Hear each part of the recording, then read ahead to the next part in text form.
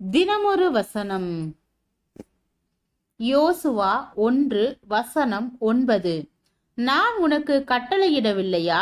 பலங்கொண்டு திடமனதாயிரு, திகையாதே, கலங்காதே. நீ போகும் இடமெல்லாம் உன் தேவனாகிய கர்த்தர் உன்னோடே இருக்கிறார் என்றார். பயப்படத்தக்க ஒரு சூழ்நிலையில் பதற்றத்துடன் காணப்பட்ட ஆபிரகாமிடம் தேவன் வந்து பயப்படாதே என்று கூறி அவனை திடப்படுத்தினார்.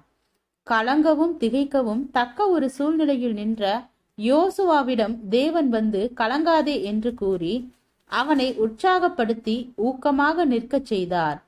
அடுத்து என்ன நடக்கப் போகிறது என்பதை அறிய முடியாத சூழ்நிலையில் குழம்பிக் கொண்டிருந்த சீடர்களிடம் இயேசு உங்கள் இருதயம் கலங்காதிருப்பதாக என்று கூறி பலப்படுத்தினார். வாழ்க்கை பாதையில் பயப்படத்தக்க கலங்கத்தக்க சூழ்நிலைகளை நாம் ஒவ்வொருவரும் சந்திக்க நேரிடுகின்ற காலங்கள் உண்டு.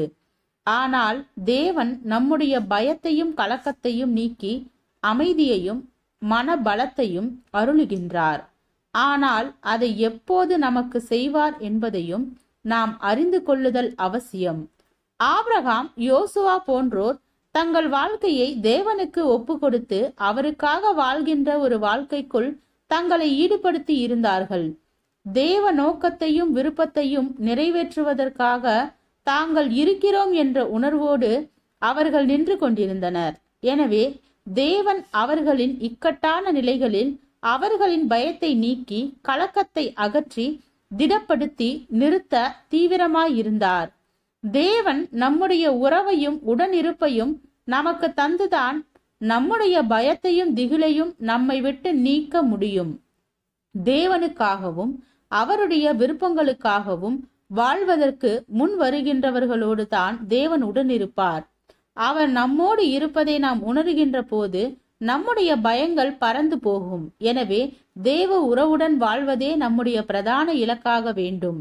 பயப்படாதே, கலங்காதே என்பது போன்ற வேத வசனங்களை நாம் படிப்பதாலோ நினைவு கூறுவதாலோ பயமும் கலக்கமும் போகாது. முதலாவது தேவனுடைய ஆளுகைக்குள் நம்முடைய வாழ்க்கை காணப்பட வேண்டும். அவருக்காக வாழ்வதே இவ்வுலக வாழ்க்கையில் நம்முடைய நோக்கமாக இருக்க வேண்டும். நாம் கர்த்தருடைய சித்தத்தின்படியும் நோக்கத்தின்படியும் வாழ்வதற்கு நம்மை ஒப்பு கொடுத்து வாழும் போது நம்முடைய கலக்கங்களையும் திகைப்புகளையும் போக்க அவர் கடமைப்பட்டுள்ளார். ஜெபம். தேவனுக்கு ஸ்தோத்திரம்.